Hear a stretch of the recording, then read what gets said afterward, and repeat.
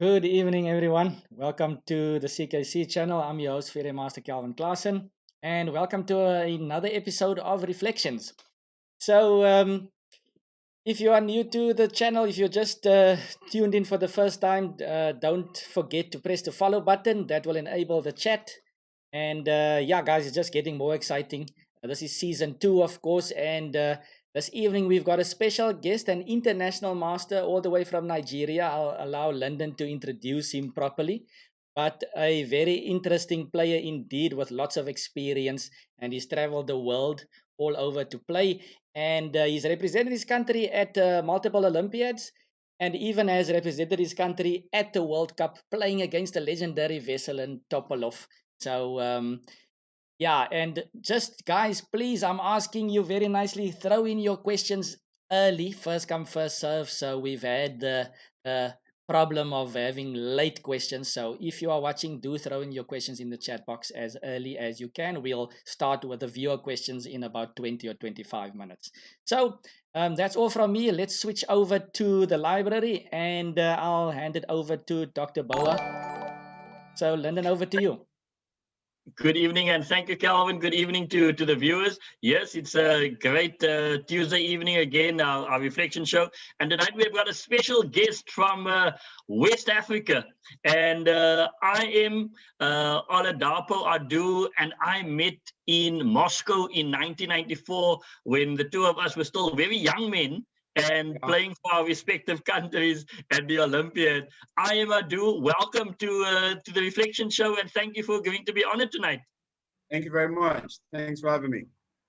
Now, IM Adu, you've been I nearly want to say a fixture in African chess for a long, long time because you've been playing at an international level now for the last 30 years already. But how did it all start? Who taught you chess and how did it come about? Okay.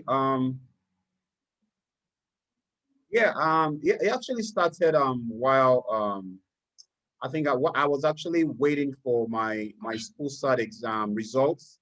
So my brother actually taught me the moves, and I really got very excited about the game because of the way the pieces are, the pawns, the knights, everything looks kind of like interesting, So that kind of caught my eyes, and from that moment, I just wanted to know more about the game, and of course, we played so many games even before I actually started having a little edge over my brother. And how old were you when you learned the game the first time? When I learned the game, I think I was 15 years old. So it's a pretty late start. Yeah, I was 15, probably 15, 16 when I started the game. Yeah. So that meant that because most of the players normally start at about 10 or a little earlier. Because when I looked at your CV, I noticed that you didn't really have a lot of junior events. No, I never really got to play in any junior tournaments. No. Now tell me, IM Adu, was the Moscow Olympiad your first international event that you participated in? Yeah, the Moscow Olympiad was my first tournament representing Nigeria at the Chess Olympiad. That was the first time I actually traveled out to represent Nigeria in Moscow, 94. Yeah. And how did you find that first Olympiad there at the Cosmos Hotel? It was a very interesting experience because prior to the Olympia, there was a trial that I won. I won convincingly. The funny thing was I was actually supposed to be the 15th seed, and out of 15 players, and I qualified with like 2 points ahead. Sure. When I got to the when I got to the Olympiad, I remember the first gym I saw was Vladimir Kramnik. Thought it was still a very huge smoker then, So it was a mixed feeling for me because I was excited to see the people that I've read about in books over the years. I remember meeting John Nunn, Julie Koga, and all these greats.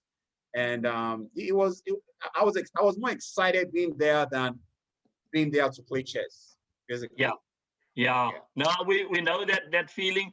And interestingly, that would have been Kramnik's second Olympiad because, of course, Kramnik at the age of 15 played his first Olympiad in the Philippines in 92. Manila, 92. That's right. Yeah. That's right. And actually, and if my memory is correct, he scored 8.5 out of 9 in that's correct.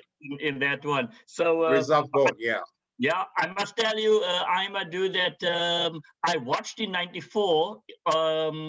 They had the stage in the auditorium, and I actually watched Kramnik and Adams play against one another, and it was quite a Wow. experience to sit in the auditorium, have the game being Wow. played live on stage, and of course the Wow. demo boards electronically. So they were a great Olympiad, I must say.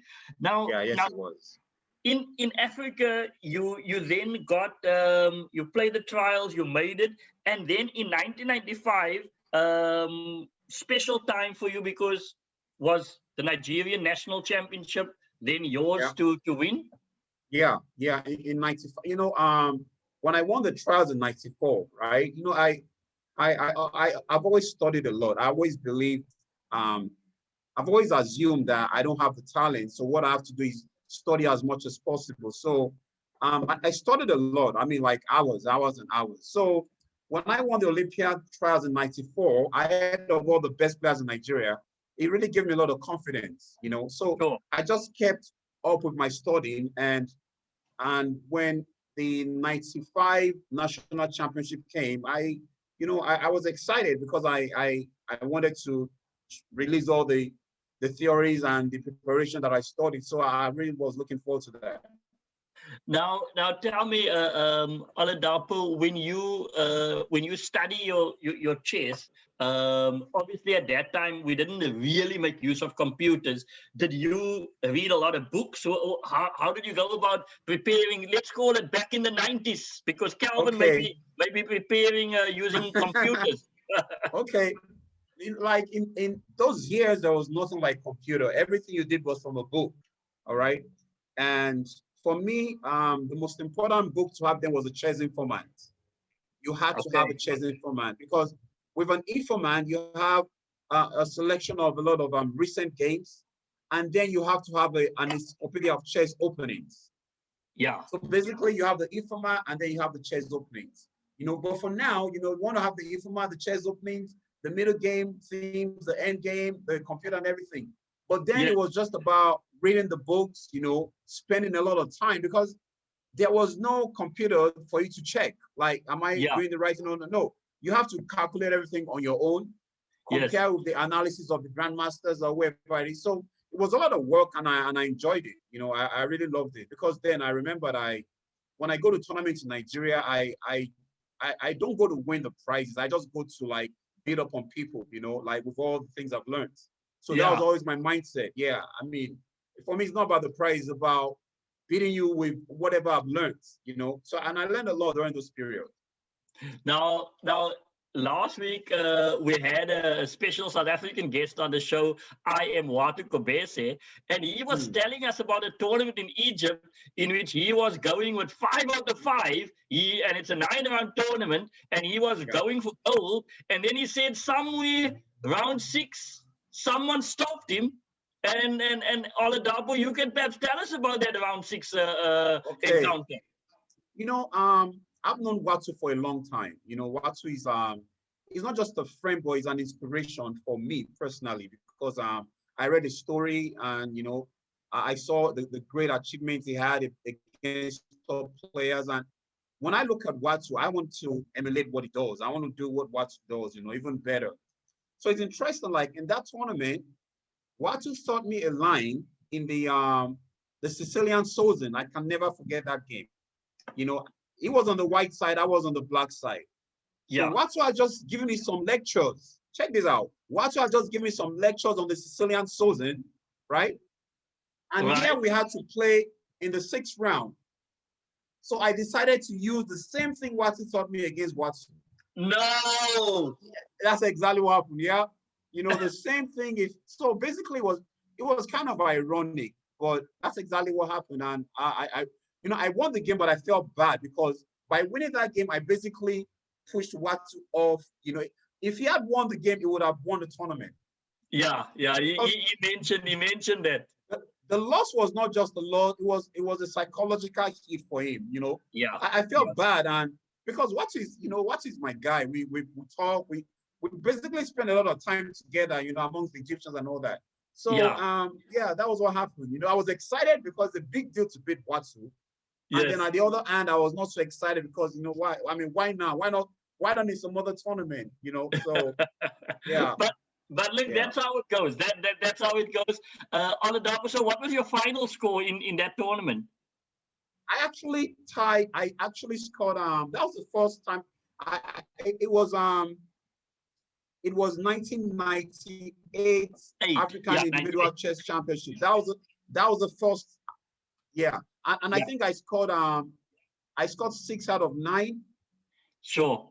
I scored 6 out of 9. I tied with myself and Watu tied for 3rd and 4th, 6 out of 9.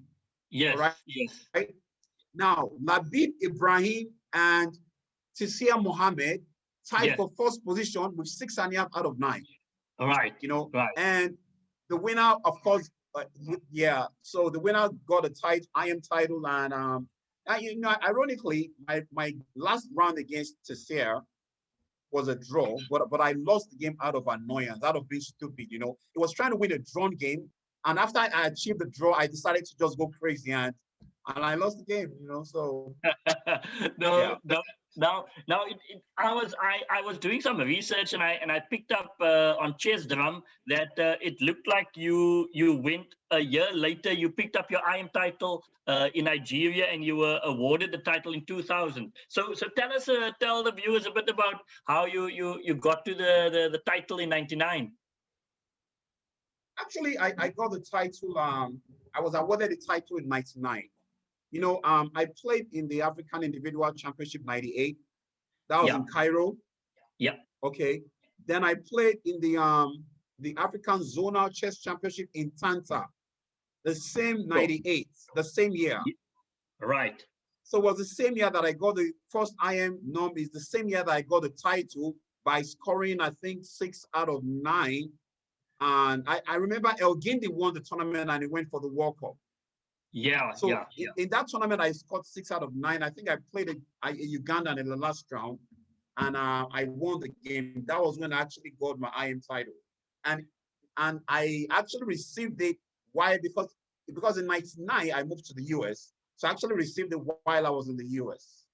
Yeah, now, Oladapo, now tell us about that, because when I looked at your CV, I saw you played Moscow Olympiad, then you played in Elista in the 98 Olympiad. How did you find the chess city there in the Olympiad in 98? Say it again. How did you find the 98 Olympiad out there in you know, I tell guys till date, to me, at least that was the best Olympiad for me in a lot of ways. You know, one of my games, my game against Rudolf Mersin, was awarded one of the best games of the Olympiad in 1998. And we're going to look at that. We're going to look at that later. And there's a story behind that game. This is crazy. There's a story behind that game. Every night in Elista, every night, there is a party. Every single night, there is a party. So there was a possibility for you to like drink and just lose yourself, right? Now, that game I played was, I had a huge hangover. I could barely open my eyes while I was at the chessboard.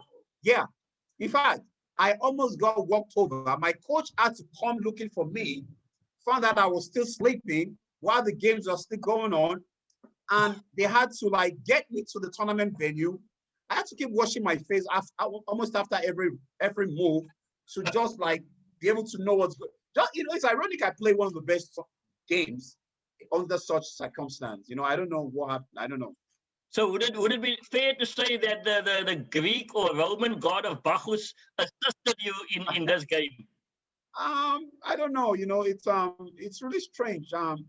I really enjoyed the Olympiad at all fronts. You know, like we were coming to a country where they rarely see Black people. You know, the weather was really, really cold. I mean, I always enjoy the cold weather.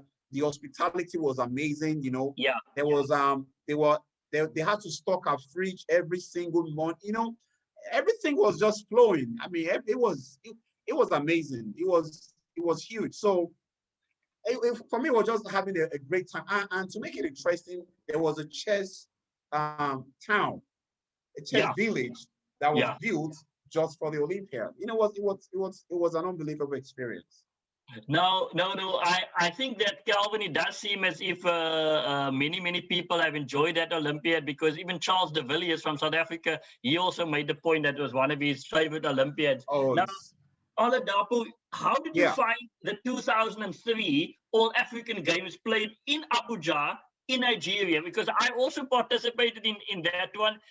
Great event there, African individuals and the team championship. How did you find the event? Yeah, that was apart from like being a Nigerian, it was huge. One thing about Nigeria is we have the capability, we have the everything we need to make any kind of level if we want to do it. The Yes. unfortunate thing is no matter what, there will be people that will like try to compromise, make things difficult and all that. And that year I actually flew in from the US Right. yeah, I flew in from the US to represent Nigeria at those events, and it went pretty well for me as an individual and also for the team. And it was such an experience because everybody was just happy. It was a lovely atmosphere. The hospitality was good, the food was good. All such things you wanted to stay for as long as possible. You never want to Yeah. see an end to it. Yeah. So yeah, I remember Nigeria won about 2 or 3 gold medals during that Yeah. tournament in Yeah. chess. Yeah. No, no, you guys, I mean, were a great host there, and I mean, I can tell the viewers and yourself that I mean that was one of my favorite African individuals. I've played in 3 of them, and certainly that was one of my top favorites Wow. as well. And but well done on that one. Now tell us a bit about the USA. I mean, you decided to go to the US and stay there a bit. How did that come about? Yeah, while in Nigeria in the mid 90s, mid late 90s, I was like, one of the top, if not the top player in Nigeria. And I did a lot of chess. It got to a point where I was really looking to go professional, right? I'm like, I'm just going to go to Europe, play some Yeah. tournaments and all that. Yeah. So I have a friend in the Nigerian, military setting, naval actually, and he was able to get a sponsorship for me to the point of about 3.5 million naira. This would have been around maybe 30 million now, which is a lot of money. Yeah. But what happened was when I went to NNPC, who was like supposed to give me the money and everything, the money came out, everything came out. When it was time for me to get the money, the Nigerian factor. Somehow the money disappeared into thin air. You understand? And it was a really frustrating period because that same year, I that year 99, I went to the British Embassy to apply for a visa, and I was denied. So that same year, while I was in school, I got an invitation letter from Yasa Sirawan. Yasa was still based in Washington, Seattle. And with the invitation, I just took it to the embassy, and boom, I got the US visa. And that was why I basically moved out of Nigeria out of frustration because it was very upsetting for me for the tune of events that happened, Of course. losing the money. Yeah, so I just needed to get away. So that was how I found myself in the US. I never even wanted to be in the US, but that was how I found myself in the US. And I was in US from 99 till like 2013. But I've always been in and out. I mean, I basically go to the US every year, and all that. So that's I moved to the US, and I did a lot in the US. My game went to another level when I got to the US. Because I noticed you played in the World Open and those big tournaments. Did you seek those tournaments out to improve yourself, Oladapo? Yeah, yeah. There are big tournaments with big prizes, so you always look forward to them. You have to prepare yourself. Apart from the fact you're making a lot of money, you're also getting some ratings and you're getting some respect and all that. So all those big tournaments, I always prepare for them, like the World Open, the Foxwoods in Connecticut. There's the National Congress in Philadelphia. There's a National Open in Nevada, Las Vegas. So all those big tournaments, you mark them on your calendar. I have to go to this, and then you have to prepare yourself for that. And when you got to the United States, how did your preparation change from obviously studying the books, the informants in Nigeria? What did you have access to now in the USA? Okay, well, at this point now, now there was the computer, so I started using chess base, basically. I remember when I just got to the US, Maurice actually sent me, there's this chess program he sent me, the chess assistant. You must Yeah, have had it, yeah. So yeah. Maurice actually sent it to me. I downloaded it, sent it back to him, and it made studying much easier. I can just click a position and give me like 1,000 games. So I have a lot of games to study within. Yeah. So in addition, I still use the books, but of course, I complemented it with the chess programs. And of course, it takes your game to another level because now you can actually store a lot of analysis on your laptop. You can store a lot of prepared lines and all that. Yeah. So, yeah. And would you say that because of that, let's call it that sort of your push now, because your rating goes up and your understanding goes up. Yeah. It looked like you played in Italy in that Olympiad. You then played in Yeah. the African individual in Namibia. Then you played the All African Games in 2007, and then the Dresden Olympiad. So there was quite a number of international events in that particular period. Yeah, there was. And I remember flying from the US to Namibia, through South Africa, for the tournament in Namibia. Then, of course, I remember the one in Turin as well, 2006. Um, you know, I, I, um, I did a lot of work, and sometimes, I might not be able to work as much because of work situations back in the US. Because in the US, I was, apart from running the chess academy, I was also a substitute teacher. So, and and apart from being a substitute teacher, there was a time I was working for UPS. So I had to juggle a number of things and still find time to study and get results at tournaments.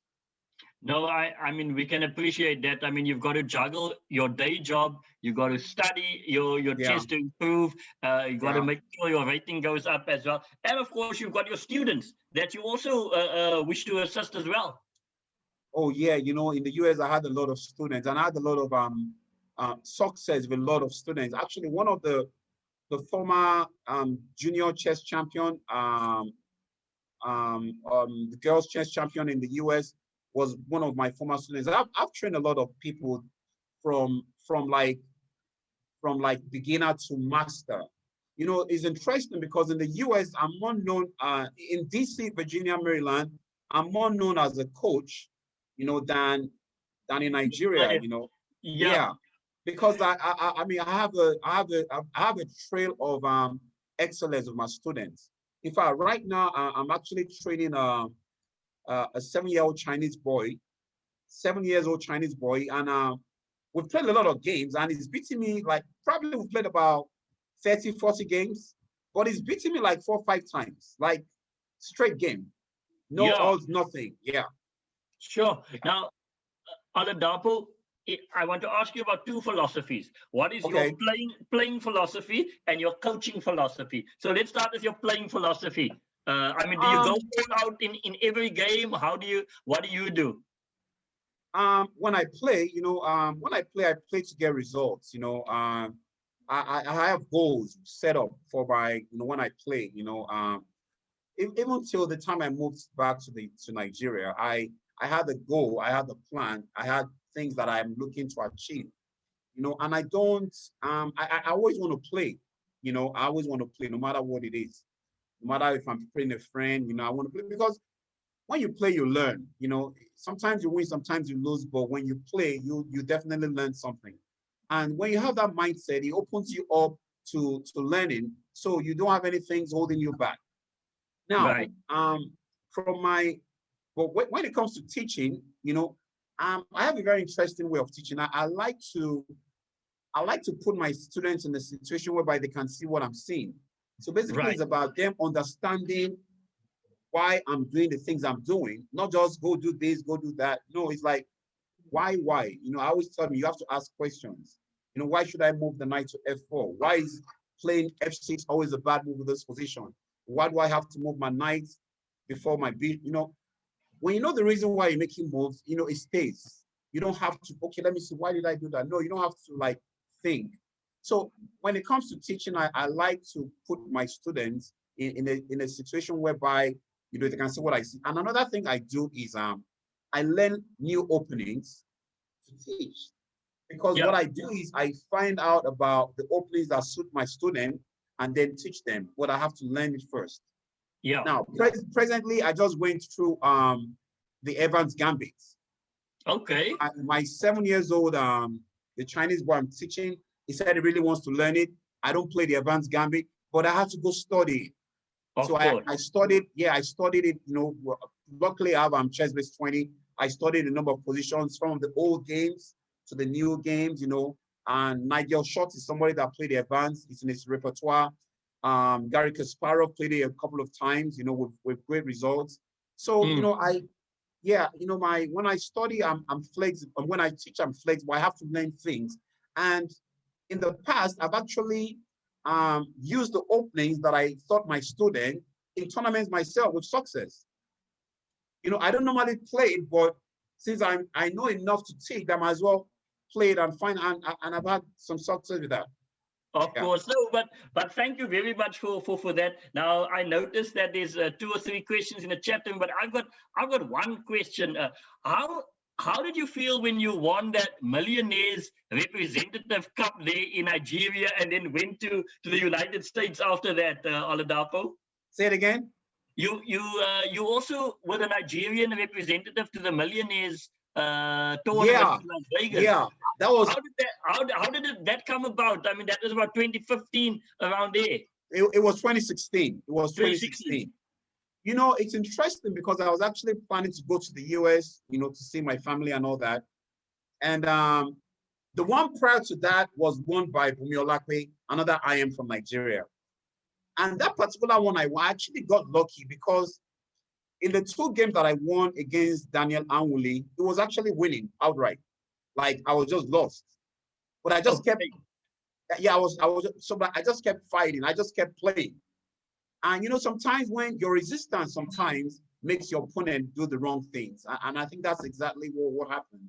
And winning the tournament was a big deal because I was very excited, you know, and of course, because after the tournament, I had to stay back for a while, spend time with the family before coming back to Nigeria.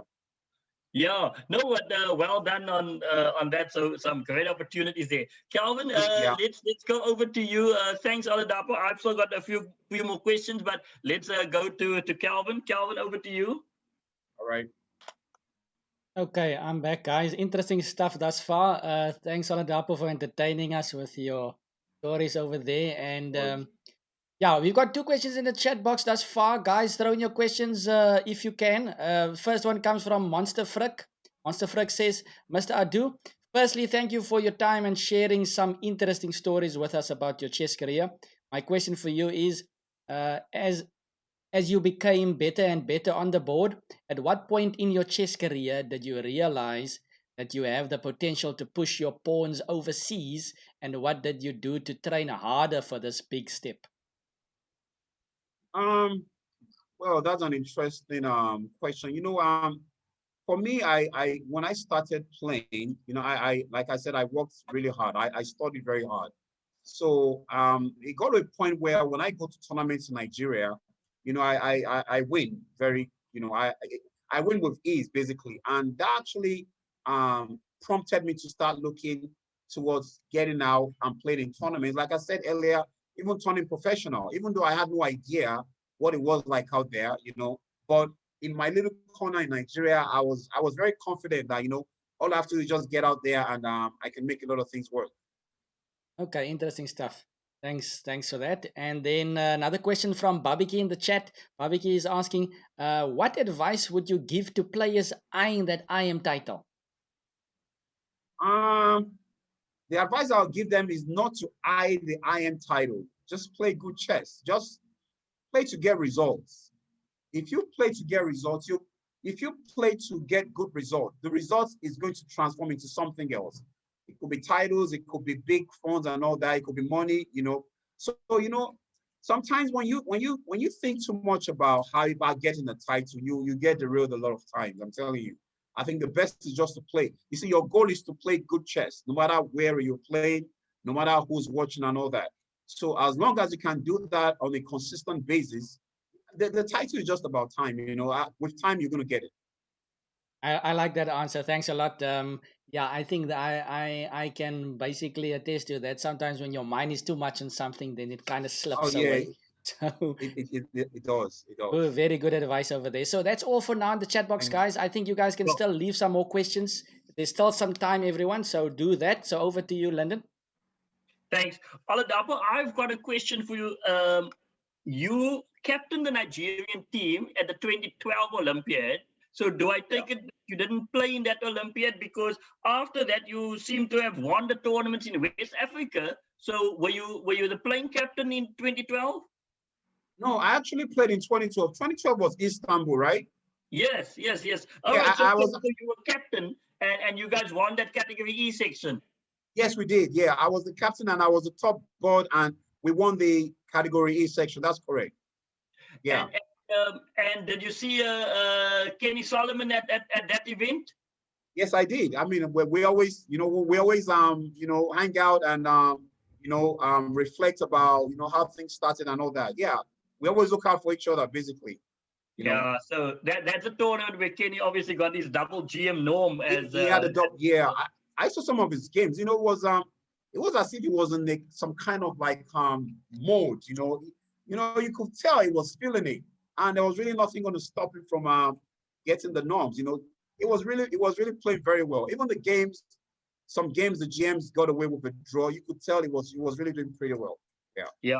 No, we're very happy with that performance of Kennedy. But now tell us Yeah. about the Togo in Lomé where Oh, you won yeah.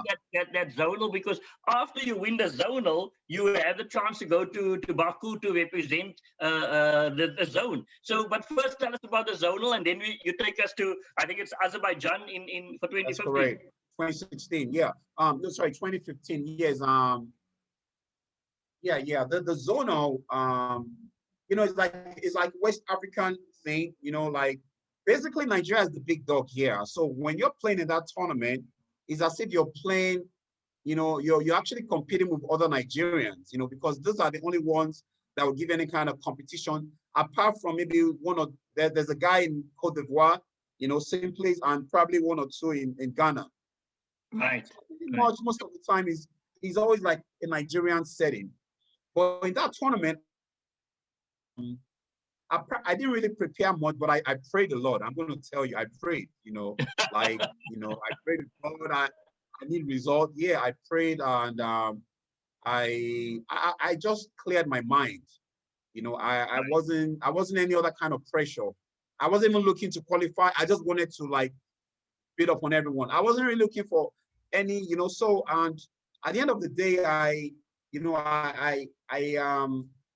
beat the top seed, the second top seed, the third seed, and after those three victories, I knew I was going to win the tournament. So, and it got to a point where I was playing people that are not as strong because I'd already taken out the stronger opponents. Right. And Yeah, and and and but I mean, you play well. I mean, once you get started, you're running with it. And yeah, what happened? I mean, now you've qualified for the World Cup. World Cup. Were you wondering who you were going to play against? Because normally I know that it's Africa versus the top seeds type of thing. That's right. I actually, I wasn't really bothered about who I was going to play against. The reason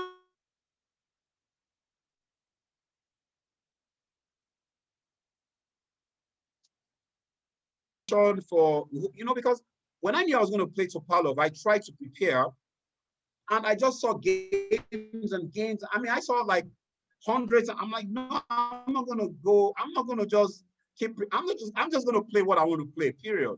I'm not going to start preparing any kind of like, because these guys, it's really hard to come up with something that they haven't seen, really. Yeah. For you to do that, you must have been competing against them on a constant basis. So it's hard for me to just come up with something. One of the games I had a chance, the second game where Topalov sat to exchange and he actually backfired, but I didn't see what I was supposed to do. He was showing me after the game. So yeah, I qualified, and I wasn't really too. I just wanted to go and play and have the experience. You know, I wasn't really looking forward to any kind of result. Yeah, I wasn't really looking forward to any kind of result. But I mean, it's always a great feeling just to play one of these guys in the top 10 in the world. In the world, yes, it is. You know, it's a great feeling. It's a humbling experience, and especially when you can just, you know, the most important is just play a good game. If you win, fine. If you draw, fine. If you lose, you know, just take it. You know, Yeah. if you lose, you don't feel bad that, oh, I lost to Tupalo. No, I mean, unless you are really winning and then you throw away one, yeah, that's a different scenario. You know, Yeah, but no, that, it's gonna be really difficult to like to get a one position against these guys. You know, these guys, this is their life. You know, so yeah, yeah, I was yeah. just okay. I was just okay with the experience. And did you enjoy Azerbaijan? I mean, it's Baku is quite a historical city. Yes, I loved it. You know, interestingly, there were two hotels, one for the big dogs and one for the others. Yeah, So I intentionally picked the one with the big dogs so that I can see all these guys and spend time, you know, and the others, you know, they went to, you know, I enjoyed myself, you know, the hospitality was good, the food was good. And, you know, it also helps when you qualify for the World Cup, you lose on the first round, you get $6,000. That's a lot of money, you know, that's yeah, something. So yeah. everything was just, you know, I mean, it's just a good opportunity to get there and, you know, just build on it. You know, you're not going to come the next day and build up on everyone, or just build on whatever you get and see how it goes from there. So No, that's my policy 100%. basically.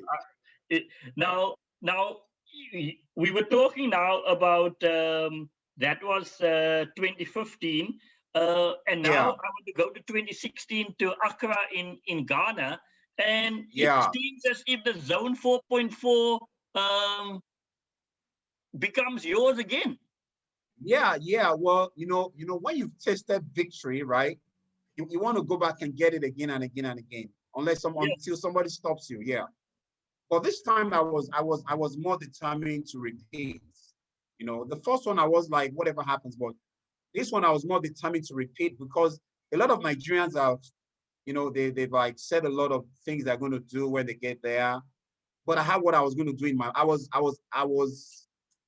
focused on winning the tournament. yes, You know, yes. yeah, I was. So I just like I kept it low key, you know, did my preparations. I actually had preparations for this tournament, and and I won, you know, and it was interesting. I won it, although it wasn't a World Cup year, but it was a good idea. It was a good opportunity to be a back-to-back champion of West Africa. No, it's a fantastic achievement. I mean, anybody to win the zonals is an achievement on its own, and to continually win the zonals as well. We can only but compliment you on that, Oladapo. One Thank you very last much. question before we go to the games. You say that you travel on an annual basis to Abu Dhabi to give instruction as well there to Sheikh Ahmed Bouti. How Gucci, did that yeah. come about? You know, I think it was 2009, and I think that's about the time I became an American citizen. You know, so in the DC, Virginia area, I'm known to be one of the top instructors. So a Right. friend of mine just called and said there was a sheik in town and he's looking for a master for some chess lessons. So I really didn't, you know, I was like, okay, I don't know, but you know, there are grandmasters and all that. But he said, you know, we just want a master. So he apparently gave my number to him and he called and he said, why give lessons? I said, yeah. So he said I should meet him at the Four Seasons Hotel in Georgetown, Right. Northwest, Right. Washington, D.C. Yeah. So, you know, I got to the hotel. So I told the receptionist like I wanted to see Sheik and all that. So they looked at me like, you want to see who? I said Sheik. So I mean they look like I must be out of my mind, or maybe I don't know what I'm talking about. So they placed the call to the room. So he comes down to get me. So they were like, okay, send someone down to get me. So they were like looking at me like, who is this dude? You know, what's the so I didn't Yeah. really get what's going on because now it was later on I realized that the Four Seasons Hotel in Georgetown, like the whole suite the top floor was completely taken by Sheikh and his family, like completely. Like nobody, you can't go, yes. You know, I mean, when people don't really do that. So that's when they now knew, well, there's got to be something. So I got over there. I told him, you know, he said, why play chess, I'm master? I said, yeah. So he said, wanted some lessons. I gave him some lessons. I told him, how much do I charge? I think about then I charged about $50 per hour, you know, and I think this guy paid me about $200 per hour, something like that. And he was so excited that he said he's going to get me over to Abu Dhabi to train him. You know, I didn't really believe, not that I didn't believe, but I was like, well, okay, if it happens, fine. So, but while there, he told me a lot of things about Abu Dhabi, you know, how he started, you know, and he's actually one of the ruling bodies of the country, you know. Right. He actually lives in a palace. So he told me a lot of things, and he gave me some like some things to read up about Abu Dhabi. And when he finally went back, he sent me a message like that I should come over, you know, send me a ticket and everything. I was like, wow, okay. So I went to Abu Dhabi, and I remember that he sent the driver, picked me from the airport. I was lodged in Sheraton Hotel, Kaladia. Yeah. He owns the hotel. He owns Sheraton Hotel, Kaladia.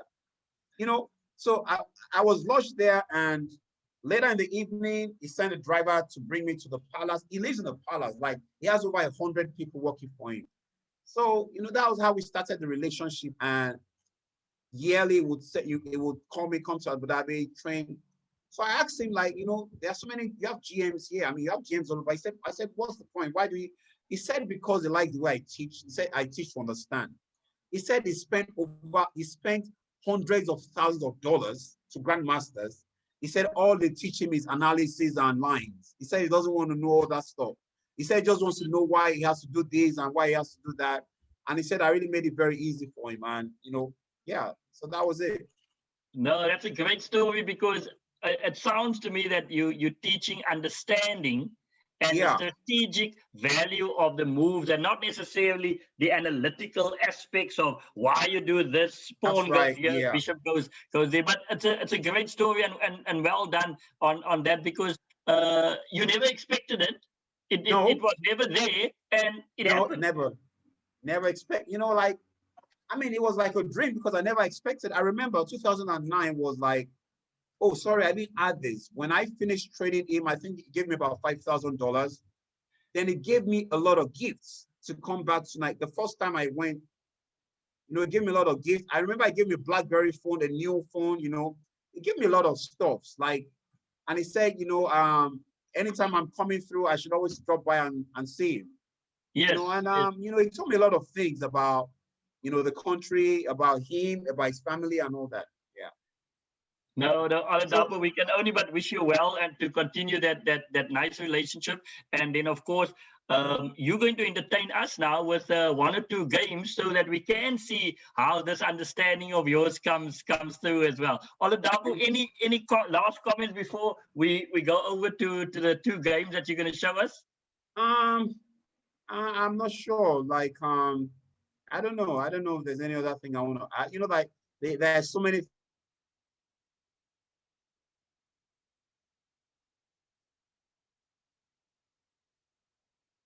But there's been a lot. You know, along the line, some things will come out.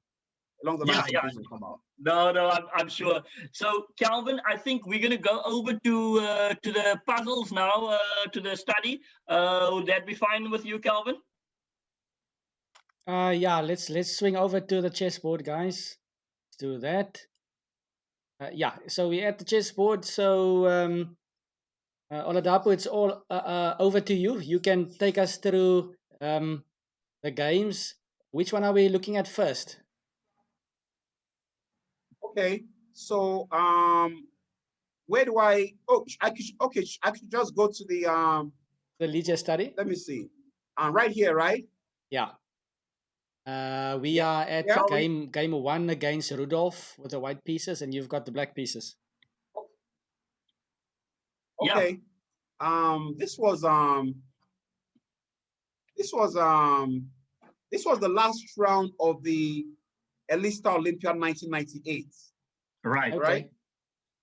So this was the last round, and like I told Lyndon earlier, it was interesting because I played this game like, as I was really heavily hungover, from the several parties we have, and I was heavily hungover, and I could barely keep my eyes up when we played this game. So in those days, I mean, I basically played I basically played the King's Indian defense and the Sicilian. So let's start with the game. I'm going to try and remember the things the ideas in the game. You played Sure. D4, knight F6, Yeah. C4, G6, knight C3, bishop G7. I'm basically going for my normal King's Indian setup. Yep. All right. E4, D6, F3. Okay, now I know he's playing the sandwich. Later on, I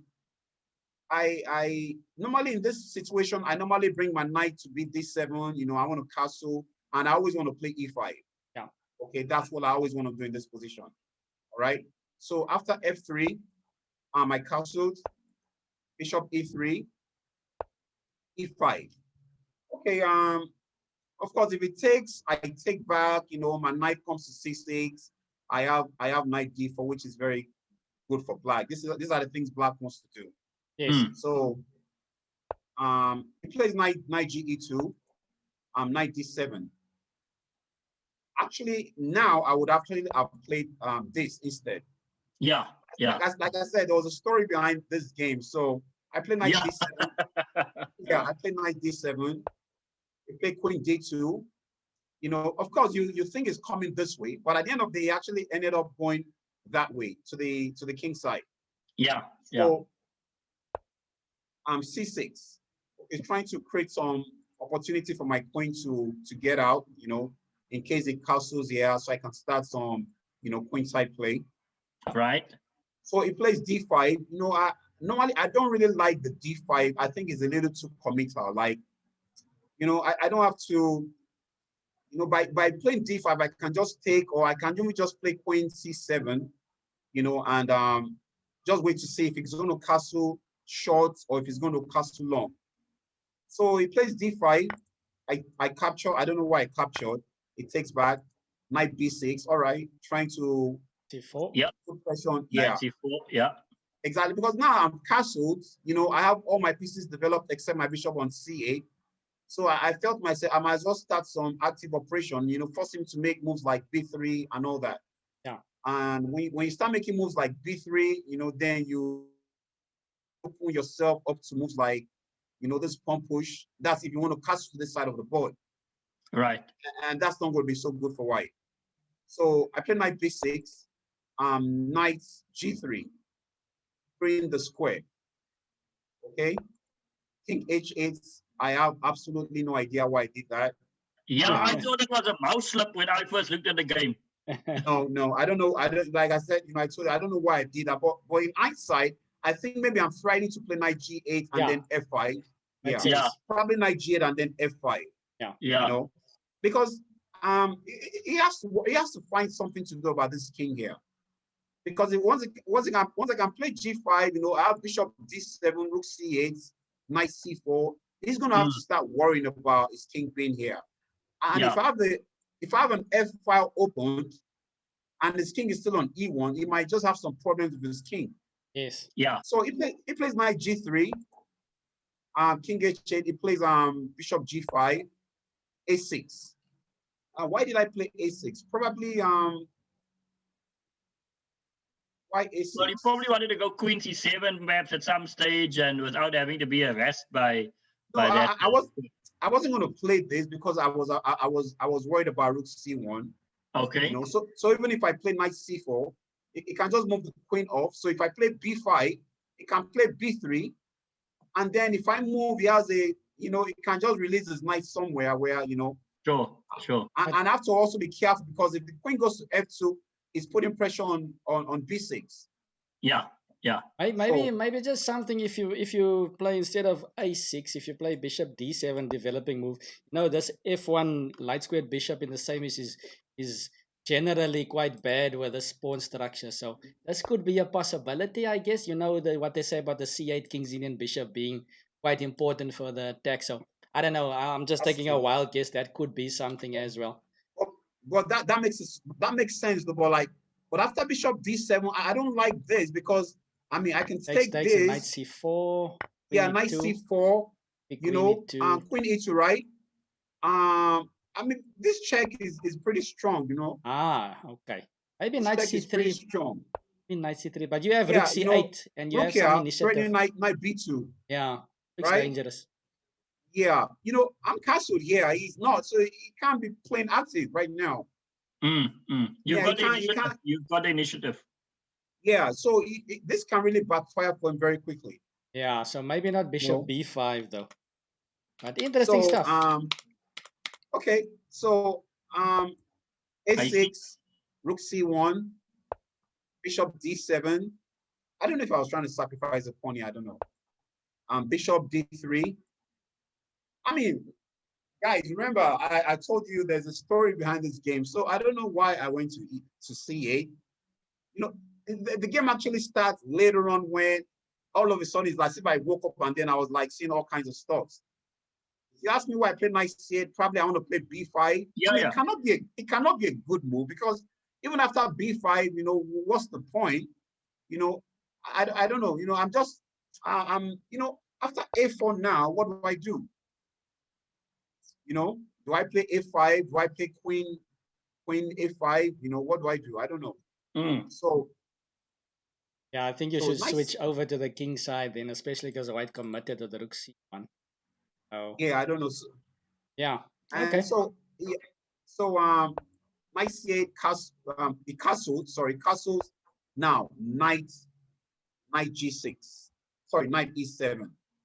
Okay, when I learned the King's Indian, one of the first book I read was like the classical King's Indian by John Nunn. Okay. Yeah. And in that book, you know, it shows you a lot of ways you can come with a very quick attack here, you know, just pawn storm and then just sacrifice and just open up the position. So at this point, you know, I felt I have my bishop, my knight, my bishop, my queen. I have a lot of pieces towards his king's position, right? So I really don't have a lot of pieces that has any influence on the queen side. Yeah. So I felt I needed to transfer my pieces to the king side to create some play. You know, you know, and the way I started was I actually had to sacrifice a pawn. I sacrificed the pawn knowing that along the line is going to want to trap my queen.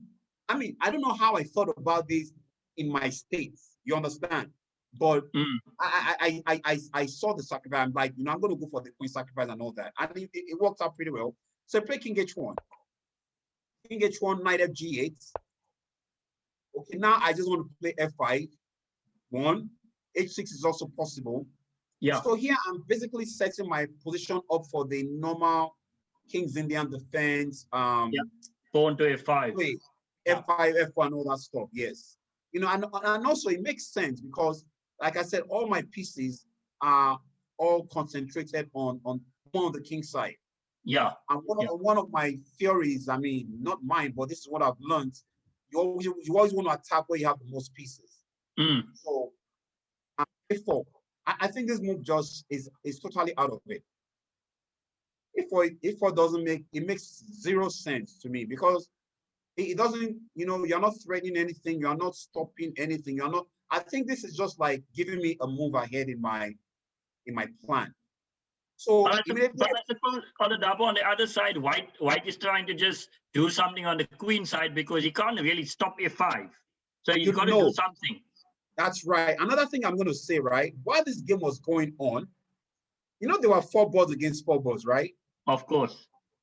The coach of the Belgian team and the 2 reserves were next to me. They were watching my game. All right. Okay. And let me tell you what check this out. After each move, I have to go to the bathroom to wash my face so that I can just so that I can just be up for the game. Just to give you an idea. So if my opponent is making some moves that don't make sense, you can't really blame me entirely because it's like it's playing someone that doesn't even know exactly what's going on. You understand? So I believe some of the moves he played, he wouldn't have made those moves if he knew. I mean, I knew I was doing, but I don't know if I knew I was doing, but I guess the game showed I knew what I was doing. So I played F6. He moves back. Of course, I know this is a threat, so I move again. F5. Yeah. It takes. I take with the knight. Now I took with the knight because I didn't want to take with the pawn, because I didn't want him to get rid of my bishop on G7. You know, I'm a King's Indian defense player, right? So our bishops mean a lot to us. So I capture with the knight. Knight takes F5. It takes with the bishop. Now I took with the pawn. Still threatening this. Okay. So here, now this doesn't work because I have this. If you move, I can just get out, right? Yeah. So I still want to maintain my dark squared bishop.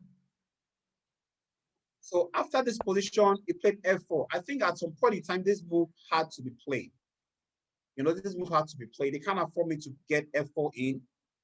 So after F4, immediately, of course, I want to have 2 pawns here. I would like to have my F5 and my E5.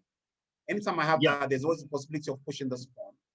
So immediately, I occupy the square here. Now, going back to my plan in this position, my plan is basically to attack this king. I want to attack his king because I have my pieces, you know, set up in a way to aid a kingside attack. So immediately I play Queen H4. You know, if it takes here, I can take back 1. You know, so it takes, I take back. It plays bishop G5. You know, at this point, I knew I was going to sacrifice my queen. At this point, so the moves that came afterwards, I knew this was going to happen. Queen G4. Because now, if I didn't want the queen sacrifice, I could have just moved all the way probably here and just try to get out. Yeah. Right. Yeah. But I knew it was going to try to it was going to give me the knight, and then was going to trap my queen. Like I said, I knew this was going to happen. So I invited it. Queen G4. He played pawn push. I take. Now this is what it missed. I'll show you what it missed. When it came here, when I took here, the queen is on the diagonal the same with the rook. So bishop here gets that rook, right? Nice. So you have Not 2 that I've pieces for already the captured queen. the knight. Yeah. The second piece you're capturing, so you might just get a third one. Exactly. Nice. So I saw this. And the 2 pawns are mobile as well.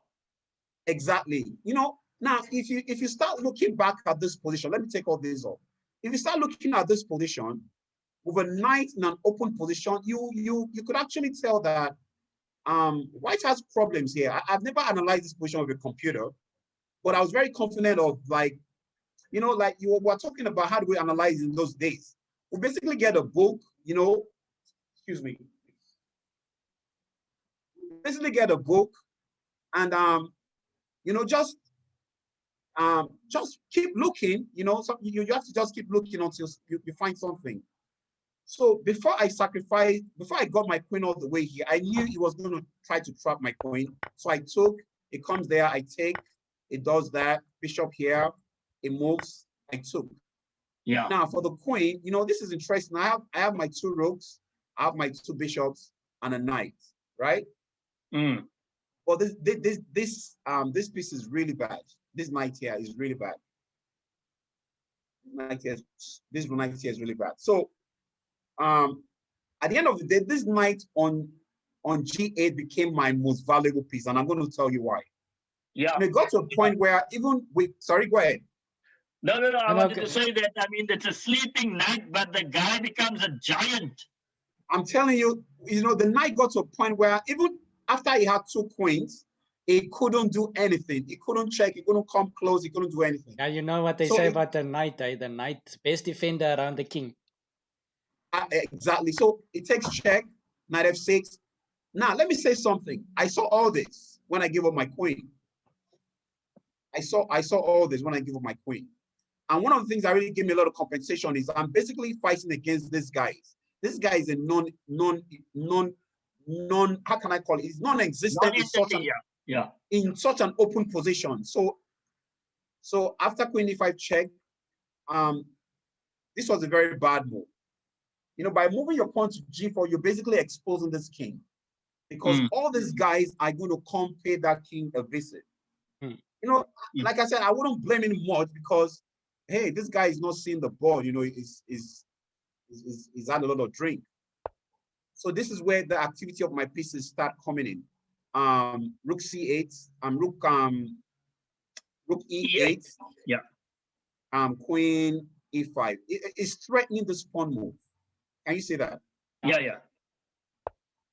So king g8. Of course, you can't capture of the rook because of my bishop, so you have to capture of the pawn, right? Yeah. Now, imagine this king on this square. There is nowhere any attack can come towards this king. Imagine after this, all the squares are preserved. Nothing can come out. And now with the king on f7, I have the g file for the rook. I have the e file for the rook. So it's becoming really dangerous, because once I get a check here, the rooks connects here, and then there's mate coming on g2, right? Yeah.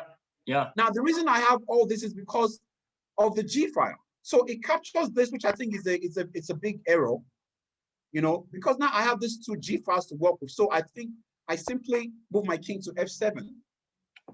Like I said, I never checked. Go ahead. Oladapo, when I looked at the game this afternoon, that king f7 reminded me so much of one of these Dingley event games that was played recently, Calvin Oladapo.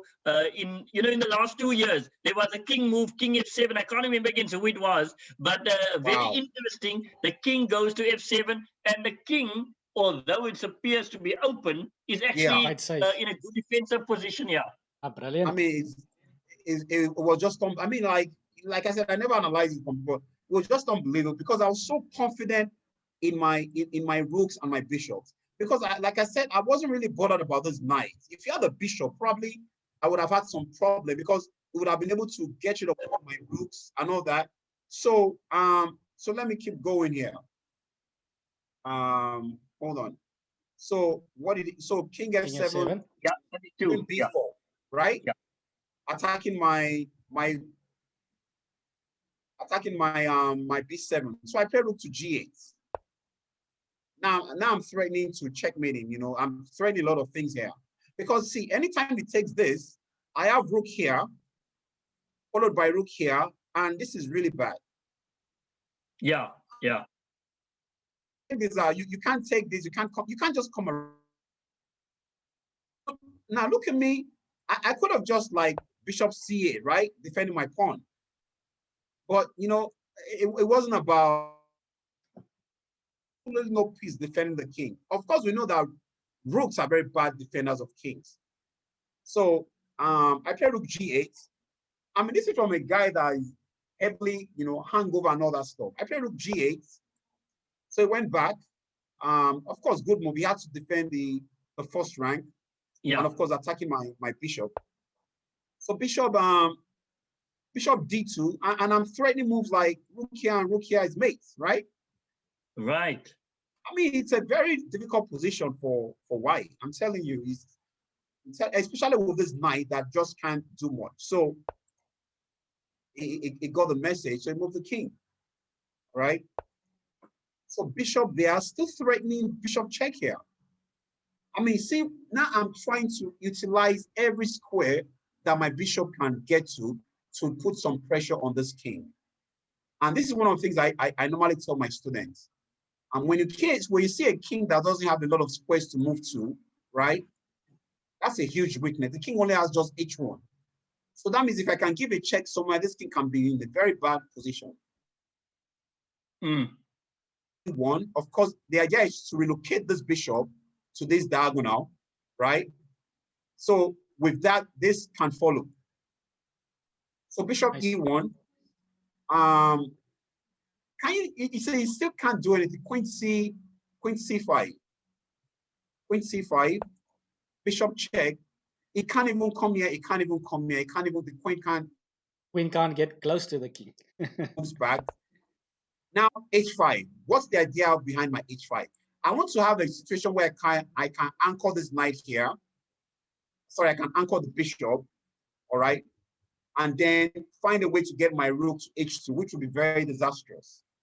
You know, I have to find a way to get my rook to h2 if I can anchor this bishop here.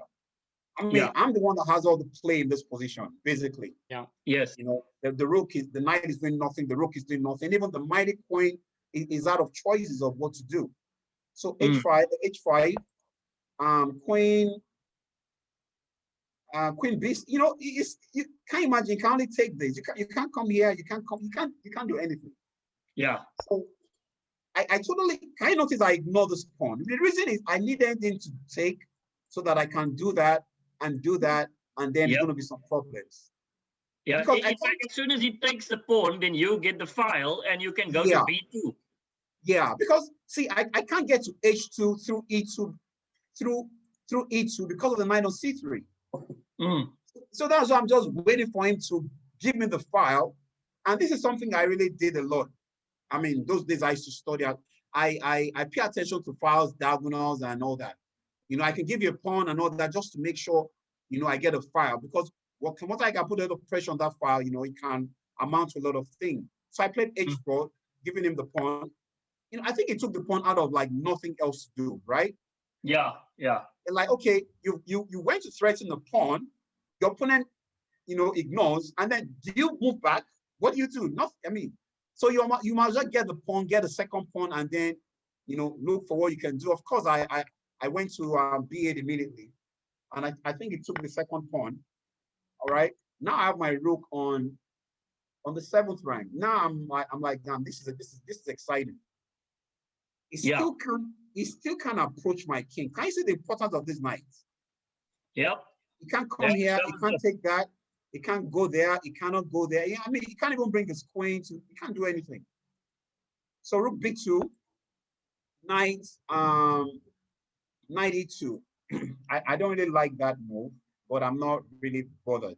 Knight e2, rook. I want to take the knight. Now, if you take pawn takes is very strong because I'm just threatening pawn push and then and the rook h2 and the other rook to e2 as well.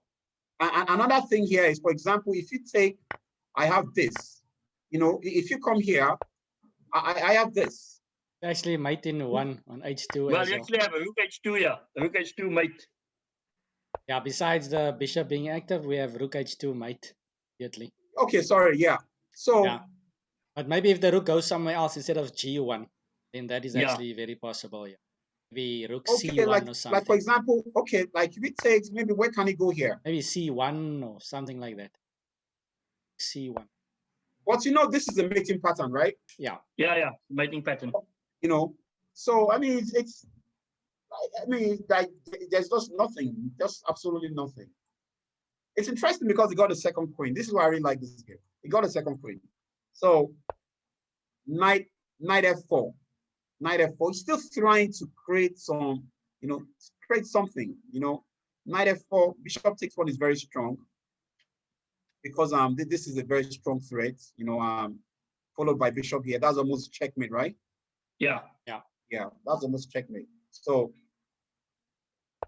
knight f4. Bishop takes pawn. Knight g2. Now I can't move my knight because now he has the x-ray attack on my f6, right? Yeah. Yep. Well, you know, the position was so strong that he still had to do something. So here I play rook to e5. You know, I really love this game. Now I'm defending this, you know, and at some point in time, I might even make a move like this, you know. I don't know, but let's see. So I play rook e5. Now this is where it went for the second pawn. It pushes the pawn. Now I was able to make this bishop move because of this pawn. Yeah. Cutting the queen. Yeah. And it's a very strong threat. It's a pin. So you have to do something. But apparently there's really nothing much that can be done here. Right? Yep. Because because my threat is bishop. For example, if you move the rook here, my threat is bishop takes check. If rook takes, my threat is rook check. If you go back, rook h2 mates, right? Right. Yeah. So, I mean, it's a very difficult position. At this point, the coach was mad.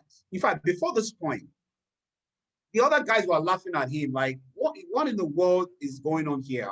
I mean, this is someone that barely sit up, and then, the coach was really upset. So, bishop here, it checked. I think I moved my king g6. Apparently, probably the king is also coming to join. We never can tell. So now, pawn push, bishop takes check, king moves, bishop takes the rook, it gets a second queen. I mean, what can the queen do amongst all this? Wow, that's quite an interesting. What can two queens? Interesting picture we have on the board. Now, check this out. Check this out. The queen cannot come here or here. I mean, check out this knight on f6. Wow. Is that not the MVP of this? Check out this knight. So bishop takes pawn, threatening checkmate. Right? Point check. Bishop blocks. I mean, this is not fair, is it? This is not fair. Pawn push, threatening check and mates. Queen here, attacking that, but check, it moves, check, it takes, knight takes. So you've got two rooks, a knight, and a bishop for a queen. Wow. I mean, unbelievable. What do you call this? There's a word we call this, a balance, very unstable, unusual balance. You have two rooks, a knight and a bishop. I mean, the queen has basically no chance at all. I mean, from here, it's already over here, I mean, check, queen check, check. I mean, that's actually wow, beautiful game, great stuff. Yeah, thank you. Now, Oladapo, what did the Belgian coach say after this game? Oh, he was mad. He was mad at what's his name? The guy. I mean, Rudolf Messen, in fact, the teammates were upset. The guys playing because they kept. All the while they kept looking at my game. This was the only game we won. We lost the other 3 bots. Yeah. This was the only game we won. And I mean, you were playing a beautiful game against this gentleman. Yeah, they kept, they were pissed. Like, how in the world did he get himself? Like I said, I really wouldn't blame him because, I was really not myself while playing that game.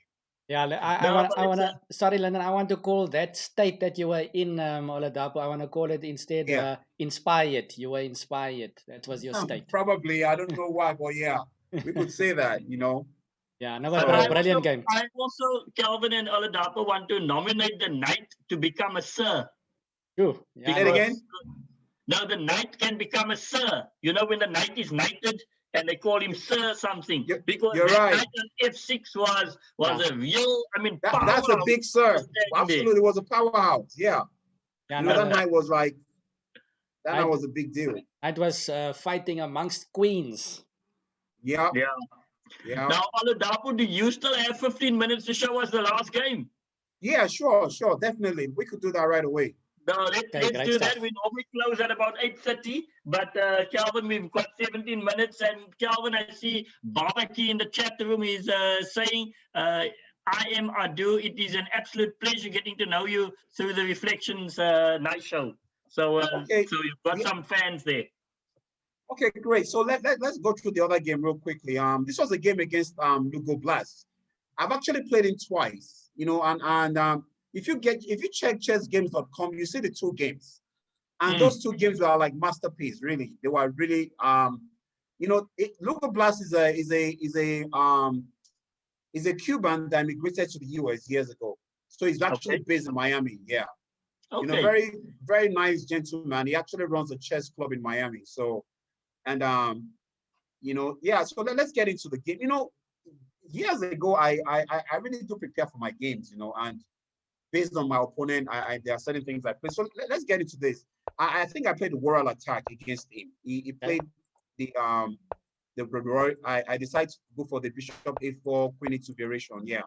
just to throw him off. So that's why I played the queen e2, the royal attack.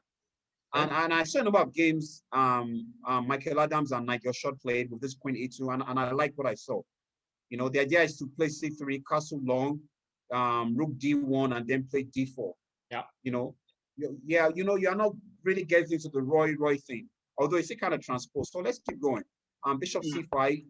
You know, based on the theory that I learned, anytime this bishop goes to c5, you have to play c3. You know, you don't want the knight jump and all that. I don't know why, but c3. So b5, bishop b3, castles, d5, d3. Now, in the same world, the word I learned, anytime the attack comes on d5, the best is to play d3. Make sure you have a pawn on e4. You know? Yeah. It plays now. This move surprised me. You know, now I know it might try to undermine this knight because of the d4 square. All right. So immediately I decided to play bishop to g5 because now I also wanted to try and play something like this, and followed by something like this. Yes. So I play bishop to g5. Bishop e6. Okay. I take that. It takes back a4. I wanted to. Okay, I wanted to kind of pressurize this, you know, with something like this.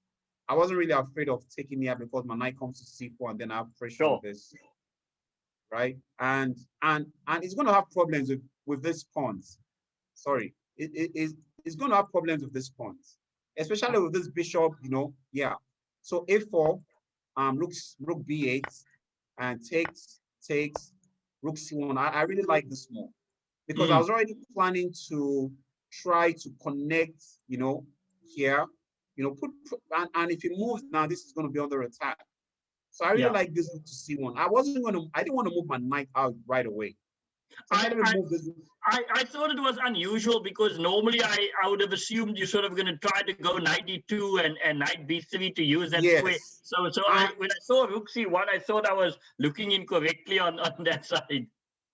Yeah. So and the thing is, I know that if I capture here, it has to capture with the knight. You can't use the pawn because you lose the piece. So you have to capture with the knight or the bishop. And after both captures, the rook can come here in one. Rook can come here, put pressure there, you know, and then of course my queen can still come here to put pressure on the pawn here. Yeah. So queen c8, I take, it takes back, I take, it takes back. Now, some things happen here that I you know, you're like, why did I make this happen? Rook takes. Yeah. Okay. He plays this interesting move, knight d5. You know, I saw this, and I felt, you know, worst case scenario, I should be able to hold the draw. I saw this. Of course, you know, he's attacking this twice, and he's attacking my rook. So now we have another scenario of giving up a queen for 3 pieces. Of course, I took it. And one of the reasons why I did was because at the end of the day, is going to lose the knight, the bishop, the rook. He's going to be left with the queen and the rook, right? Now I have my bishop, I have my knight, then I have my active rook here, plus this rook that can also get active in one move to start creating problem for him on this, right? Yeah. So I felt, well, yes, I'm going to take it. I took, it takes, I take, it takes, I take that. It moves that, attacking my bishop here.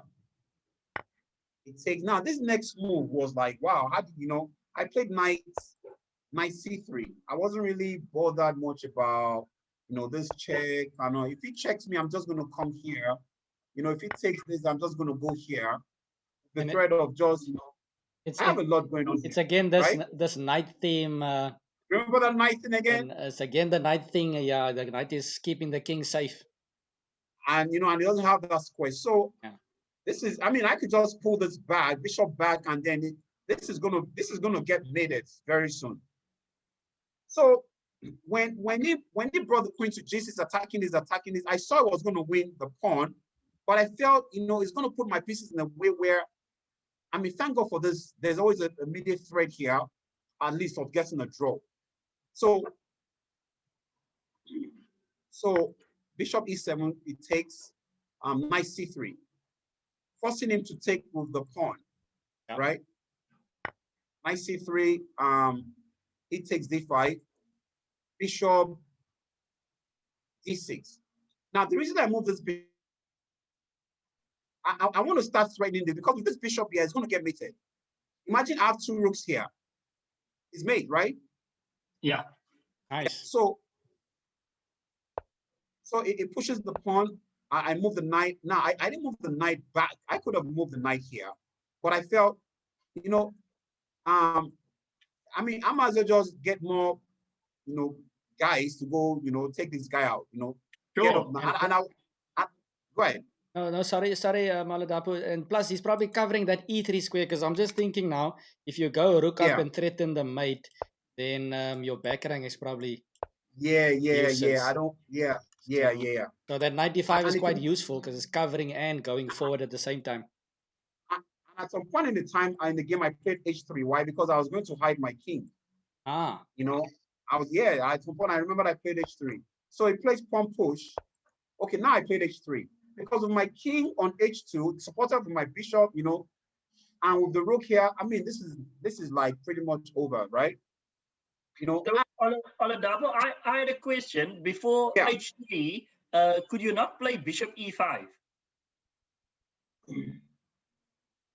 When he played e4 and you played bishop e5, now is that possible? You know, I don't. You know, you know, oh yeah. I didn't want that move. Yeah, king g1. King g1. Are you not threatening mate now? Rook takes g7 and all sorts of things? Because he can't play rook f7, then you go rook a8 check. Okay. But this a possibility, yeah. This check maybe it makes things worse for black because like you can maybe escape to f8, can't you? Maybe black should play something else, just push or something. Wait, I mean, I think you could do pawn push. Maybe just a run. Okay. And say that if you take, we go king f8. Okay. That's an idea. I don't know. It looks quite good though. It's just an interesting idea that I looked at. Very rich position. By the way, in the chat box, we've got IM Oladapo as well. He says bishop e7 is a good move. He's also watching tonight. Thanks. Oh, yeah. Okay. So, you know, and let me tell you something about, you know, I really like to play safe. I don't like to give my opponent any kind of counter. Yeah. So, all right. That would make sense for me to make a move like h3. I'm like, I don't want any, you know, no surprises. Yeah. Because I know that I'm going to crash through anyhow. You know, the interesting thing is my opponent got a second queen in this game. So h3, e3, king moves, pawn push, king h2, rook threatening to get a queen. Of course, I just ignore. Just like I mean, this game was played in 2004, right? And my opponent is 2407. The first game I played was 1998 in a list out, which the same similar, let him get a queen and just round him up here. So of course he gets a queen. And I mean, it's pretty much over now. Check right here. Because of course I can't take this because of this. I'm sure that was why he felt, you know, the queen. But if you note, the king is so safe that there is no checks whatsoever that can be given. Yeah. You can't even position yourself. This is the only place you can come for this. Yeah. But then that leaves h7 hanging. Right? That leaves h7 hanging. Okay, so knight f6 looks quite fatal. Knight f6. Yeah, of course, knight f6 now, and I'm threatening mates in two moves. So it made a move to defend it, right? But he still can't attack my king or give any checks. Of course, now watch this. I didn't take the queen. I took the rook. Boom. Yeah. So you don't want the rook. Yeah. Wow. You know, people were like, when they saw this, they're like, wow, why not take it? I'm like, no, I needed to take the rook, not the point. I needed to take the rook because I needed to ease the pressure of the square. All right. So I took the rook, knight takes rook, it takes back, and now I started setting up nasty threats, right? Yes. See, Bishop That's G7 very was there. nasty, Yeah. Oladapo. Very nasty. Right. Bishop check, and you have, and it's, I mean, you have to give up the very, very nasty, very nasty. And check this out. So Bishop, I threatened to check. Of course, he begs me again, like, wait, don't do that. It wasn't about his queen. Now I still didn't take the queen check. He took that. Now I take this. What's my threat? Rook here, and probably just mate. So what did he do here? And queen there. Now, of course, what do you do when your rooks are apart? You get them together. So I connected the rooks. The finish was nice. Just watch. Attack the queen. Yeah, I knew I always had a draw, but I wanted to win. These are some things you learn. Just keep putting pressure on just forcing him to do something. Now it does something. Now I check the king, brought the king out. Check. Okay, now I'm making sure this pawn doesn't move anywhere, and the king is out in the open where it can be checked and all that. So he moves, threatening to win the pawn. I just took the pawn. He takes back. Check. Now the king cannot cross, of course, because of the rook. So sending the king into the corner where it's going to have a lot of problems with this rook. Yeah. So he moves there. Of course, the second rook must come now to give that. And okay, I check there first. Moves back. On push. Now the king cannot go back. The king cannot go back here. He can't go back there. This pawn is coming to whip some maiden nets on this king here. Yeah. So there can't be a stalemate because he has a pawn here. Because if I can get king here, this move, I mean, it's going to get mated very soon. Yes. Yeah. So pawn push, check. It moves back. Pawn push. Now the idea is to check him here, force him back, let the second rook come in. Queen d2, check, it moves, check, it moves, look there. Okay, so he attacks my pawn. Now I think I played g4. No, I took check first. I mean, here I was setting some traps, like if he takes my queen, I pin him and all that. Now, I mean, with the 2 pawns, the king's position, of course, I'm going to check this rook, send his king back in there, and then he has to worry about a lot of stuff. Yeah. So check, king moves up. Of course, he has to wait, see what I'm going to do. Yeah, I started setting up some very wicked threats. Check, check, check, pick the queen, right? Nice. Yeah. So queen moves, check, moves back, rook here. Like I said, I was setting some traps for him here. Yeah. He moves, rook up, comes down, rook back, he moves, king back, check, king back, check, rook move. Still can't take the pawn. Moves. I think I moved g4. Now, okay, g4 moves, king moves. I think there was a mate threat and he had to resign. Oof. Yeah, that's nasty. Yeah, G7. yes. So the pawns came into join. Very nice finish there. I just want to make a comment here, guys. It seems like after looking at these 2 games, it seems like the only way you're gonna have to beat IM Adu is by getting 3 queens. That's the remedy. two queens is not enough. And IM Adu, it seems as if you are playing romantic chess according to International Master Mabusela. You are playing romantic chess. When whatever it takes to win a game, whatever it takes to win a game, I try to play. I'm not such a fan of beauty, but when there's an opportunity to do that, I do that. And I like to sacrifice a lot. I really like to sacrifice. Positional sacrifice, not tactical. Positional sacrifices, not tactical sacrifices. Yeah, even though my tactics is not bad, but I like positional sacrifices. No, look, I mean, I can understand now why that Sheikh calls you back to Abu Dhabi every year, because one can see the understanding here in the moves, Calvin, as well. No, look, I mean, fantastic games, and I'm certainly going to go look up some of those zonal games of yours, Okay. Oladapo, because I mean, it's very impressive games. Both Thank games you you've very shown much. us from the Olympiad and to this one as well against Lugo. So Lugo I've quite Blast. enjoyed it on that side. Calvin, Thank you very much. over to you, and then we can start closing the show. Yeah, no. So just once again, brilliant stuff. Great games, IM Adu, and we thoroughly enjoyed it. So let's swing over back to the library, and yeah. So I just want to say thank you from my side to IM Oladapo Adu. It's been an absolute pleasure having you on the show. It's been amazing the guests that Lyndon has gotten for us thus far, and yeah, I didn't expect these games. They were absolutely completely entertaining.